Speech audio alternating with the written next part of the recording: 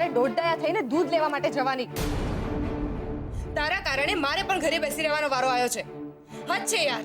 સેજલ દીદી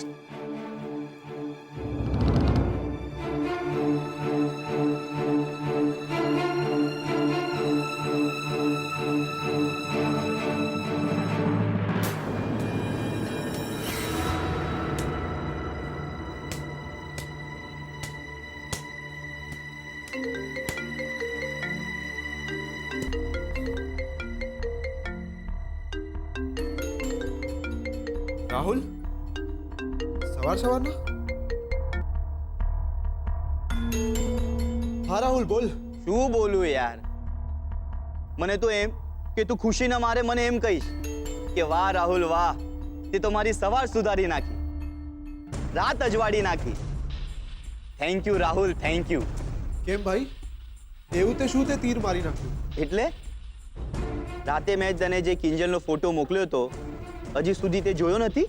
ના, રાતે મારો ફોન બંધ હતો, અને જો કદાચ ચાલુ પણ હોત ને તો કિંજલનો ફોટો જોવામાં મને કોઈ રસ નથી. હા ભાઈ, મને ખબર છે કે તને હવે કિંજલમાં કોઈ જ ઇન્ટરેસ્ટ નથી, પણ મારી વાત માન. ખાલી એક વાર ફોટો ડાઉનલોડ કરીને જોઈ લે, તારો દિવસ સુધરી જશે. કાપી નાખ્યો? કઈ વાંધો નહીં, મને ખબર છે કે ફોટો જોયા પછી એ મને પાછો ફોન કરશે જ.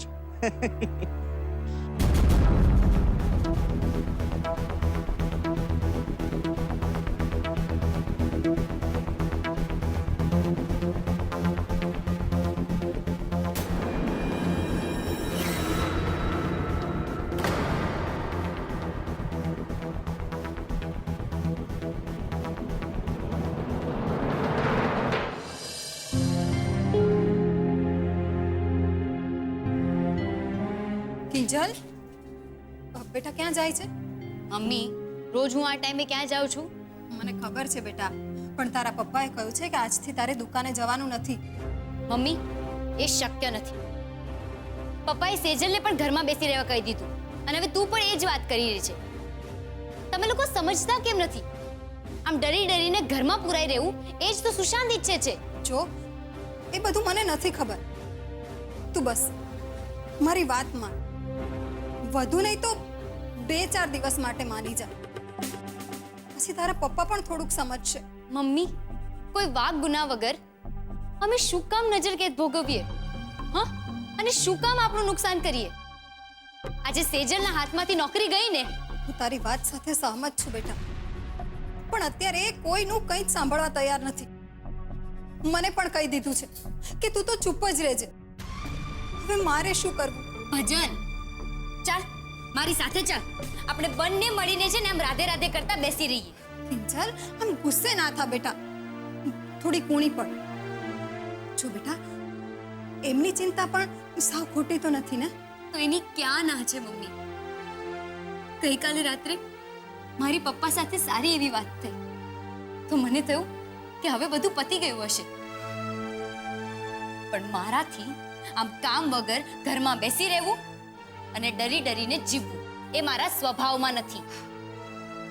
સારું, તો તારો જે સ્વભાવ છે એવું કામ કર બેટા.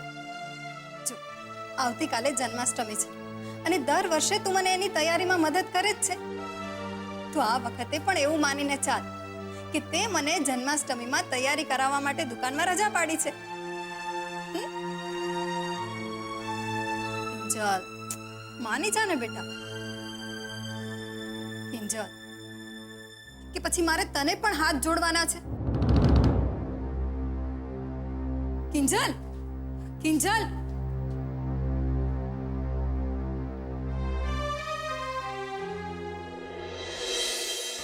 હાશ, હાય મારી માવડી. હા, મજામાં ને?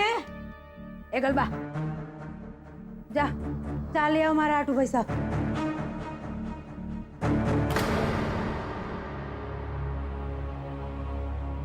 મોને આમ હું જોવસ? અરે માં છું એની. પા મોહન, અરે બોલને મોઢામાંથી. ત્યાં દુકાનનો દરવાજા રગલા હાટું બંધ છે, મારા હાટું નહીં. ગુલાબ ગરાગને સ્પેશિયલ મસાલાવાળી ચા આપી દે. હાય હાય તું મને ઘણા કેસ અરરરરરરર. હે સંતોષી માં, આ જરાક તો સદબુદ્ધિ આપ મોહનિયાને. મોહન, મને ખબર છે કે સુશાંતિયાની કિંજલ હાથેના લગ્નની વાતથી તું મારાથી નારાજ છો.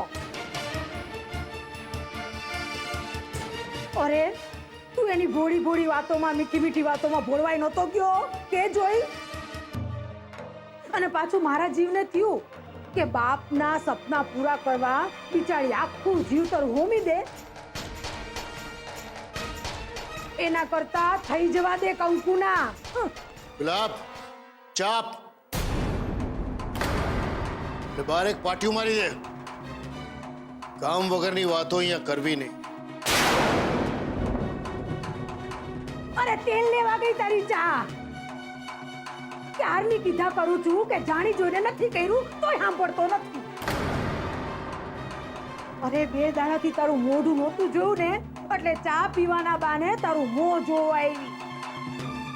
પણ મારી હારે વાત ન કરવી હોય ને કે આ માનું મોઢું ન જોવું હોય ને તો જા જન્મની ખાઈમાં. 1 મિનિટ બાપ. દુકાનનો દાદરો ઉતરો એની પહેલા મારે તમને કંઈક કહેવું છે.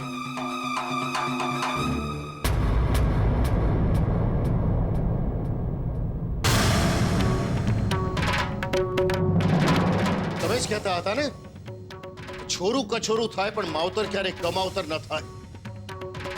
તમે પણ સાંભળતા છો. કિંજલને પરણાવી દેવાની આટલી બધી તમને હોશ હતી, તમારી દાનત ચોખ્ખી હતી, તો કન્યાદાનનું પુણ્ય મને કમાવા દીધું હોત. હા, દુકાન પડાવી લેવાની જેમ જ તમે આમાં પણ મારો હક મારી લેવાનો પ્રયત્ન કર્યો. આ વાત જો મેં પોલીસને કહી દીધી હોત ને તો અત્યારે તમે જેલના સળિયા ગણતા હોત બા. પણ હું મારી ફરજ ચૂક્યો નથી. અરે હું પણ ઈચ્છું છું કે મા દીકરાનો સંબંધ હું ભૂલી જાઉં, પણ હું ભૂલ્યો નથી હજુ. જય શ્રી કૃષ્ણ.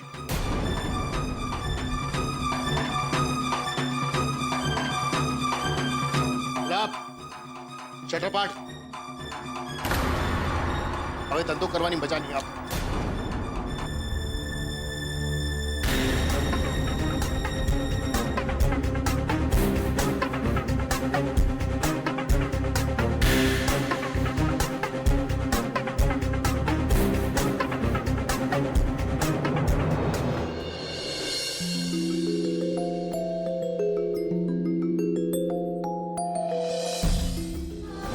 આખા ગામની પડી છે એને, પણ પોતાની નહીં, એના બાપની નહીં. પણ રાહુલ શું કહી ગયો તો મને? ક્યાં કાળું મોઢું કરીને આવી આ? ક્યાં મોઢું છુપાવત તું?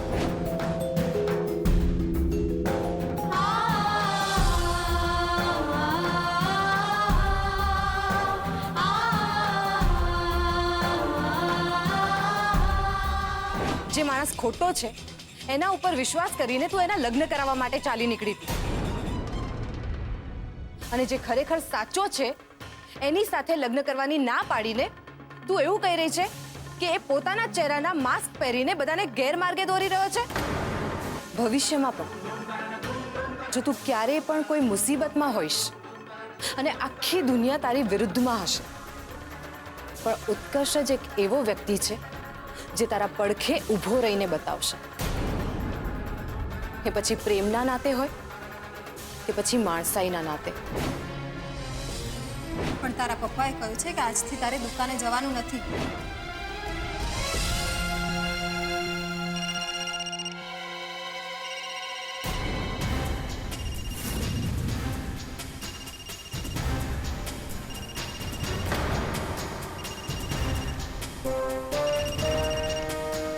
તું શાંત ન જશે તો પછી નિત્યાનું શું કરું?